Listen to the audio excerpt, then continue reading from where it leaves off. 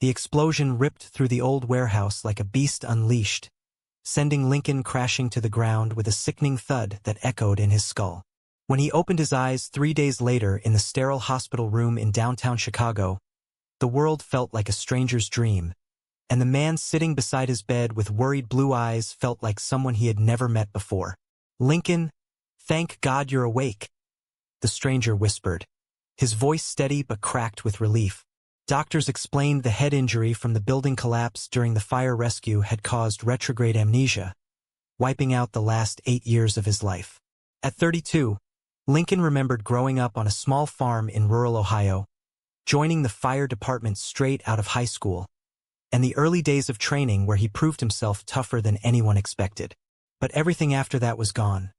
Promotions, friends, the apartment he apparently shared with this man named Hudson who claimed to be his roommate of 5 years. Lincoln stared at Hudson, searching for any spark of recognition in those kind features and the gentle way he held a cup of water to his lips. "Nothing. I'm sorry," Lincoln muttered, his throat raw from smoke inhalation. "I don't remember you at all." Hudson nodded slowly, forcing a smile that didn't reach his eyes. "It's okay. The doctors said it might come back. I'm just glad you're here." The nurse checked his vitals and left, and in that quiet moment Lincoln unconsciously reached out and squeezed Hudson's hand. A simple gesture that felt as natural as breathing. Hudson's breath caught, but he didn't pull away. That small touch lingered in Lincoln's mind long after Hudson left for the night. Discharged the next afternoon with strict instructions for rest and follow-up scans, Lincoln stepped into the apartment Hudson drove him to, a cozy 2-bedroom loft in Wicker Park with exposed brick walls and large windows overlooking the city. It smelled familiar somehow, like fresh coffee and faint cologne, but the photos on the mantel showed faces he didn't recognize, including several of him and Hudson laughing at barbecues, hiking in the mountains, even one where they stood arm in arm at a fire department charity event. "This is home," Hudson said softly, setting down Lincoln's bag. "Your side of the closet is on the left. Take your time." Lincoln wandered the space like a ghost in his own life, running his fingers over books he didn't remember buying and a guitar he apparently played on quiet evenings. That first night, exhaustion pulled him under early, but when he woke at 3 a.m. from a nightmare of flames and falling beams, he found himself rolling instinctively to the left side of the king bed. Hudson was there, breathing steadily in sleep, and without thinking Lincoln draped an arm over him, pulling him closer as if it were the most ordinary thing in the world. Hudson stirred but didn't move away, whispering only, "You're safe now." Morning brought more confusion when Lincoln padded into the kitchen and automatically prepared coffee exactly the way the stranger liked it, black with 2 sugars and a splash of oat milk. He set the mug in front of Hudson without a word. "How did you know?" Hudson asked, eyes wide with quiet hope. Lincoln shrugged, a frown creasing his brow. "I just did. Muscle memory, I guess." The habit unsettled him. His old memories painted him as straight, dating girls through college and even considering proposing to one before the gap in his mind began. Yet here he was drawn to this man in ways that made his chest tighten. The phone rang mid-morning. His father, the retired Army colonel with a voice like gravel, demanded answers. "Son, that roommate of yours better not be crowding you. Come home to the farm if you need real support. Your mother and I raised you right." Lincoln assured him everything was fine, that Hudson was just a buddy from the station helping out. But doubt gnawed at him as he hung up. At the fire station later that week for a light check-in, his captain clapped him on the back while the crew exchanged subtle glances. "Hudson's been holding down the fort for you, man. We all knew how close you two are." "Close how?" Lincoln wondered, the question burning unspoken. Back home, another unconscious moment struck when Hudson reached for a high shelf and Lincoln stepped behind him, hands steadying his waist as if protecting something precious.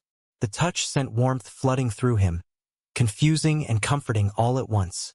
Hudson turned, their faces inches apart, and for a heartbeat Lincoln almost leaned in. He pulled back instead, heart pounding. Who was this man to him, really? And why did every instinct scream that the answer mattered more than anything? The days blurred into a careful dance of small revelations and growing tension, each habit chipping away at the wall in Lincoln's mind. He didn't know it yet, but the truth was already whispering through his body, waiting for the moment he would finally listen. Weeks passed in a haze of doctor's appointments and cautious conversations. Lincoln returned to light duty at the station, sorting gear and answering calls from his desk, while the crew protected him like a fragile rookie. Hudson drove him every morning, their rides filled with easy silence broken only by Lincoln's unconscious comments about traffic patterns he shouldn't remember or favorite radio stations he claimed never to have heard. One afternoon, while reviewing old case files to jog his memory, Lincoln found a handwritten note tucked in his locker. "Dinner at 7. Don't forget the wine you like. Love, H." The handwriting matched Hudson's, and something twisted in his gut. Love. The word felt both alien and right. He confronted Hudson that evening over takeout Thai food on the couch. Were we more than roommates? Hudson set his fork down, eyes steady but sad. "I won't lie to you, Lincoln, but the doctors said pushing could hurt more. Let's take it one day at a time." The answer wasn't enough. That night the nightmare returned fiercer than before, flames swallowing everything, and Lincoln woke gasping, reaching blindly for the man beside him. Hudson held him through the shaking, murmuring calm words until Lincoln's breathing evened. In the dark, Lincoln's hand found Hudson's wrist and traced a small tattoo there. A simple flame intertwined with initials L and H, one he didn't remember getting but knew instinctively belonged to both of them.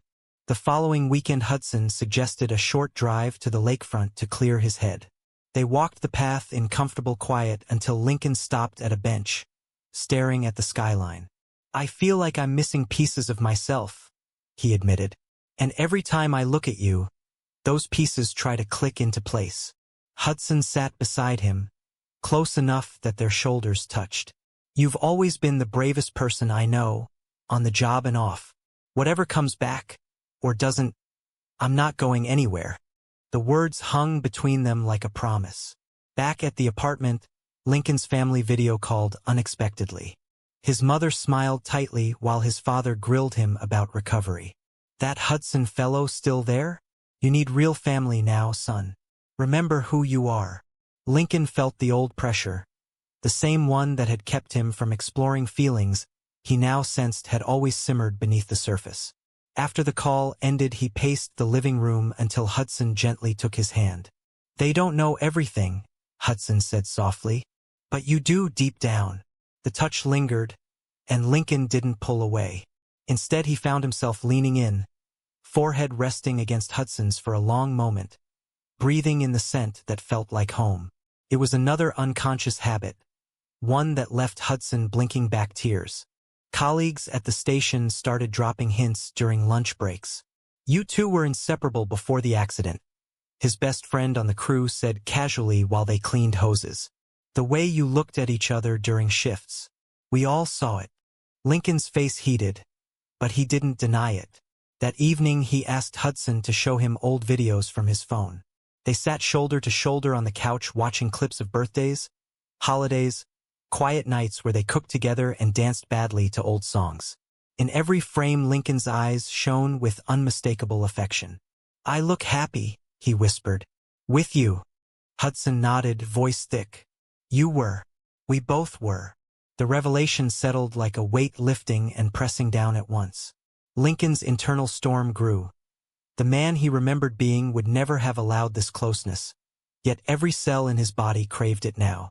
Sleep came hard that night, but when it did he dreamed not of fire but of Hudson's laugh, warm and real. Morning brought another habit. Lincoln woke first and made breakfast, eggs exactly scrambled the way Hudson preferred, toast lightly buttered on one side only. He set the plate down with a shy smile. "I don't know how I know these things," he said, "but I do." Hudson ate in silence, eyes never leaving Lincoln's face. The truth was circling closer, and both men felt it in the air between them, thick with possibility and fear. Lincoln's family planned a visit soon, and he knew the real test was coming. Could he trust the man his mind forgot but his heart clearly remembered? The question haunted him through every waking hour, pulling him toward answers he wasn't sure he was ready to face. The visit from Lincoln's parents arrived like a storm front rolling in from the plains. They drove up from Ohio in their old pickup, his father gripping the wheel with military precision, and his mother clutching a casserole dish like a shield. The moment they stepped into the apartment, the air thickened. "Nice place," his father grunted, eyes scanning every corner as if searching for threats. Hudson stood politely in the kitchen, offering coffee, but the colonel barely acknowledged him. "So you're the roommate," he said flatly. Lincoln felt the old familiar pressure squeeze his chest, the same one that had kept him silent about so many things before the accident. Dinner was tense. His mother asked about his memory, probing gently for any progress, while his father steered the conversation toward getting back to normal and finding a good girl to settle down with. Lincoln glanced at Hudson across the table, who kept his expression neutral but whose hand tightened around his glass. Later, when his parents retired to the guest room, Lincoln followed Hudson to the balcony. "They don't know," Hudson said quietly, staring at the city lights, "and maybe it's better that way for now." But Lincoln shook his head. "I don't know who I am anymore. The me they remember wouldn't feel this. Whatever this is." He gestured between them, the space charged with unspoken words. Hudson turned, eyes soft. "You don't have to figure it all out tonight." That night, the unconscious habit struck again. Lincoln woke from another fire dream and slipped into the living room where Hudson had moved to give the parents the bed. Without thinking, he curled up beside him on the couch, head on Hudson's chest, listening to the steady heartbeat that somehow calmed the chaos inside. Hudson's arm came around him automatically, protective and warm. In the morning, his mother found them like that and froze in the doorway, but said nothing. The visit ended awkwardly, with his father clapping Lincoln on the shoulder and muttering about priorities. Alone again, Lincoln turned to Hudson. "I think I was hiding something big before the accident. From them. From myself." Hudson nodded slowly. "We both were. The world isn't always kind to men like us." The admission hung there, simple and profound. Lincoln felt a crack in the wall of his amnesia, a flicker of warmth that had nothing to do with memory and everything to do with the man standing in front of him. Work pulled him back gradually. A small structure fire tested his reflexes, and though he stayed outside on support, the adrenaline rush brought fragments. Laughing with Hudson after a tough shift, sharing a quiet beer on the roof, stealing kisses in the locker room when no one was looking. He didn't tell Hudson about the flashes yet. Instead, he let the habit speak. He started leaving notes on the fridge again. Small things like, "Don't forget your jacket. It's cold," signed with a simple L that felt right. Hudson smiled each time, the kind of smile that made Lincoln's stomach flip. One evening after a long shift, Lincoln came home exhausted and found Hudson cooking his favorite pasta. He walked up behind him, wrapped his arms around Hudson's waist, and rested his chin on his shoulder without a second thought. "Missed this," he murmured before catching himself. Hudson turned in his embrace, their faces close. "Me too," he whispered. The almost kiss lingered in the air, but Lincoln stepped back, heart racing with equal parts fear and longing. The inner conflict raged louder now. Part of him wanted to run back to the safety of his old straight identity, the one his family expected. Another part, stronger every day, wanted to lean into the truth his body already knew. Hudson's own struggles surfaced quietly. He had sacrificed promotion opportunities at his architecture firm to care for Lincoln, turning down travel projects that would have advanced his career. One night over wine, Hudson confessed the toll. "I almost left once, thinking it would be easier for you to heal without the pressure." Lincoln reached across the table and took his hand. "Don't, please." The words slipped out naturally, and Hudson's eyes glistened. The moment felt like a turning point, fragile and real. Outside, Chicago's winter wind howled, but inside the apartment the temperature rose with every shared glance and accidental touch. Lincoln's colleagues noticed the change too. During a station barbecue, they pulled him aside. "Whatever's going on with you and Hudson, we've got your back. Always have." The support surprised him, cracking open another door in his mind. That night he dreamed clearly for the first time. The two of them at a pride parade years ago, hands linked openly for one brave afternoon before retreating back into their careful closet. He woke sweating, the image burning behind his eyes. The truth was no longer whispering. It was shouting through every unconscious gesture, every instinctive pull toward the man who had never given up on him. Lincoln stood at the edge of remembering, terrified and exhilarated, knowing the next step would change everything. Spring arrived in Chicago with tentative warmth, mirroring the slow thaw in Lincoln's heart. The doctors cleared him for full duty, and his first real shift back felt like stepping into an old skin that no longer quite fit. During a minor apartment fire, he moved on instinct, directing hoses and checking for victims with the precision his crew praised. But afterward, in the truck on the way back, he caught himself scanning the crowd for Hudson's face the way he apparently always had. The realization hit hard. At home, Hudson waited with cold beer and quiet questions about the day. Lincoln described the call in detail, then paused. "I kept looking for you, like muscle memory." Hudson smiled softly. "You always did. Said it grounded you." The words unlocked another fragment. Lincoln recalling the fear in Hudson's eyes after a close call last year, the way they had held each other afterward in the shower, clothes and all, just breathing together. He didn't share the memory yet, but it sat warm in his chest. Family pressure mounted again when his sister called. She was getting married in Ohio that summer and expected Lincoln to bring a date, preferably the kind their parents would approve. "You know how Dad is," she said gently. "Don't rock the boat." Lincoln hung up frustrated, pacing until Hudson caught his arm. "You don't have to go alone." The offer hung between them. That weekend they drove to a quiet park outside the city, a place Hudson said they used to visit often. Sitting on a blanket by the lake, Lincoln watched ducks skim the water and felt another habit surface. He lay back, head in Hudson's lap, eyes closed against the sun. "This feels right," he murmured. Hudson's fingers carted gently through his hair, the touch sending sparks down Lincoln's spine. For the first time, he didn't fight the feeling. Instead, he turned and looked up, meeting Hudson's gaze. "Tell me about us. The real story." Hudson hesitated only a moment before speaking. He described their meeting at a charity gala 5 years ago, the instant spark, the careful decision to keep things private because of Lincoln's family and the fire department's old-school culture. The laughter, the fights, the way they balanced each other. Lincoln listened, tears pricking his eyes. "I sound like I was happy." "You were," Hudson said. "We both were." The conversation opened floodgates. Over the next days, more memories flickered.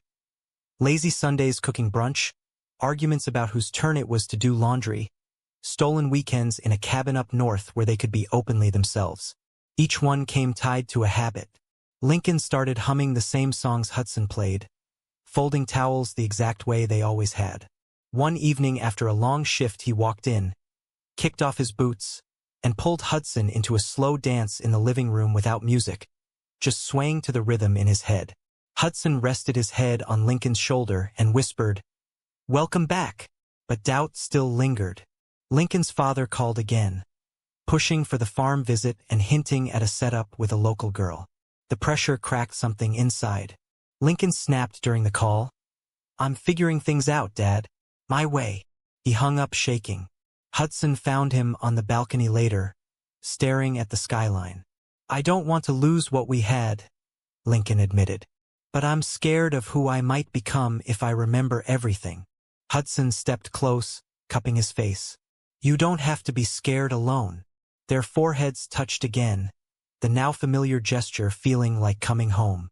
Lincoln's hands found Hudson's waist, holding him there as city lights blurred through unshed tears. At the station, the crew threw a welcome-back party. Stories flowed, and several mentioned how Lincoln and Hudson had quietly supported each other through tough calls, how they finished each other's sentences without realizing. One veteran pulled Lincoln aside. "Whatever you two have, it's real. Don't let anyone take that." The validation settled deep. Driving home that night, Lincoln reached over and rested his hand on Hudson's knee, the touch natural and right. Hudson covered it with his own. The simple act spoke volumes. Inside the apartment, Lincoln stopped in the doorway, turning to face Hudson fully. "I think I'm falling in love with you again," he said, voice steady despite the tremor. Hudson's smile broke wide and beautiful. You never really stopped. They didn't kiss yet. The moment felt too precious, too fragile. Instead they stood wrapped in each other's arms, breathing together, letting the weight of years and amnesia settle into something new and stronger. Outside, rain began to fall, washing the city clean. Inside, Lincoln felt the first real pieces of himself click back into place, guided not by memory but by the heart's stubborn, unconscious truth. Summer heat settled over Chicago like a heavy blanket, and with it came the wedding invitation from Lincoln's sister. The family expected him home for the weekend festivities, and the pressure to bring a proper date weighed heavier than ever. Lincoln stared at the elegant card on the kitchen counter, Hudson's name conspicuously absent from any guest list. "I can't do this without you," he told Hudson one morning over coffee. The habit of making it exactly right now so routine neither of them commented on it anymore. Hudson leaned against the counter, arms crossed. "Then don't. But you know what showing up with me would mean." The conversation stretched late into the night, circling old fears of rejection, career risks at the station, and the quiet life they had built in the shadows. Lincoln paced, hands running through his hair. "I spent years hiding. The accident took my memories but not the fear." Hudson listened without interruption, then pulled him into a hug. "Whatever you decide, I'm here, even if that means staying behind." The sacrifice in those words hit Lincoln hard. He realized then how much Hudson had already given up: promotions, family holidays, public acknowledgement. The guilt mixed with gratitude, pushing him toward a decision. The week before the wedding, Lincoln's memories returned in a rush during a routine training drill. One moment he was climbing a ladder, the next he was on his knees in the grass, gasping as images flooded back. Their first kiss outside a crowded bar, the night they moved in together, the quiet proposal on a rooftop under stars where Hudson had said yes with tears in his eyes. He remembered everything. The drive home was silent, Hudson glancing over worriedly. Inside the apartment, Lincoln turned to him, eyes clear for the first time in months. "I remember," he said simply. Hudson's face crumpled with relief and joy. They stood frozen for a heartbeat before Lincoln closed the distance, cupping Hudson's face and kissing him softly, reverently, like rediscovering a language he had never truly forgotten. The kiss deepened with years of pent-up emotion, but they kept it gentle, full of the love that had survived fire and forgetting. When they pulled apart, foreheads still touching, Lincoln whispered, "I'm sorry it took so long." Hudson shook his head. "You came back. That's all that matters." The wedding weekend tested everything. Lincoln drove them both to Ohio, hand on Hudson's knee the entire way. At the family farmhouse, his parents greeted them politely but stiffly. During rehearsal dinner, his father pulled him aside. "That roommate again? Son, people will talk." Lincoln met his gaze steadily. "His name is Hudson. He's my partner. And I'm not hiding anymore." The words landed like a grenade. His mother gasped, his father turned red, but Lincoln stood tall, Hudson at his side. The weekend passed in awkward silences and whispered conversations, yet Lincoln felt freer than ever. His sister hugged him tight at the reception. "I'm proud of you," she whispered. On the dance floor, Lincoln pulled Hudson close, swaying to the slow song under string lights, ignoring the stares. The moment felt like victory and vulnerability wrapped together. Back in their hotel room that night, they talked for hours, unpacking years of secrecy and the accident's strange gift of forcing honesty.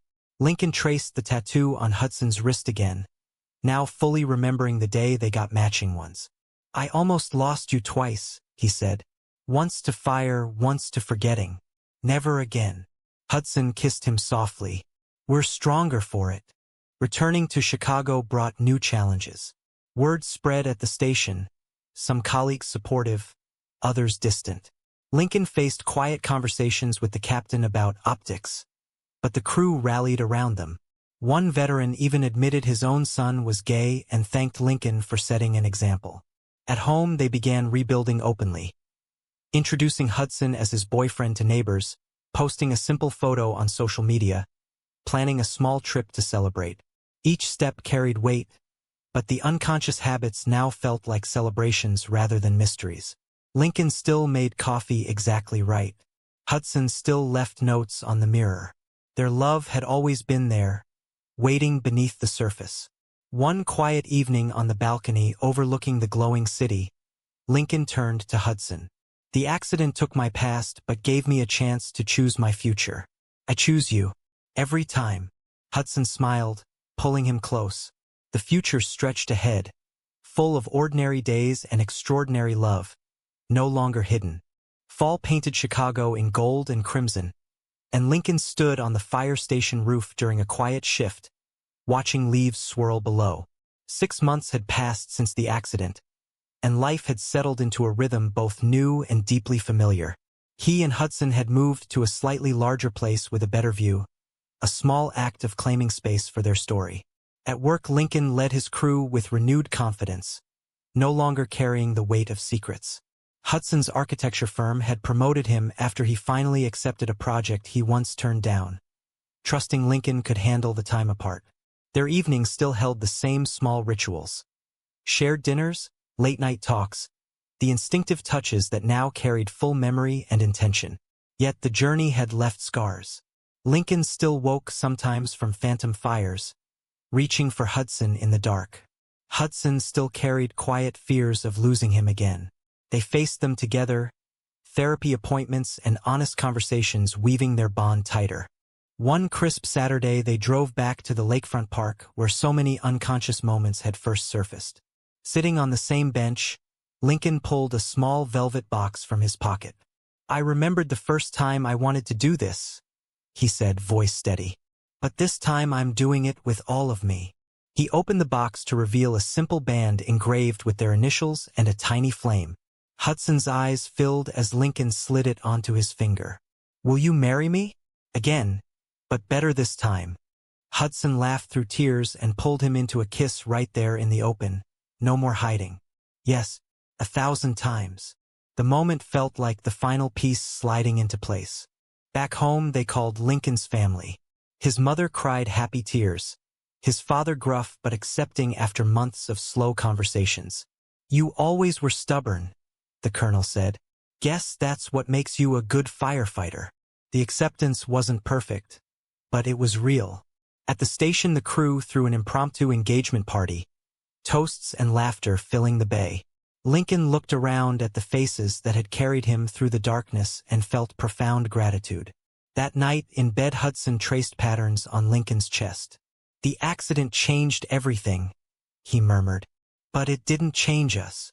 Lincoln pulled him closer. "It reminded me what matters." Months later, standing at a small lakeside ceremony with close friends and family, Lincoln watched Hudson walk toward him under autumn trees.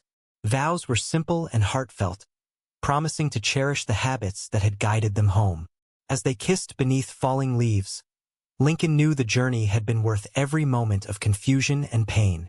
Their love had survived fire, memory loss, family doubt, and societal whispers. It had emerged stronger, more honest, more theirs. True or false? Can the heart remember what the mind has completely forgotten?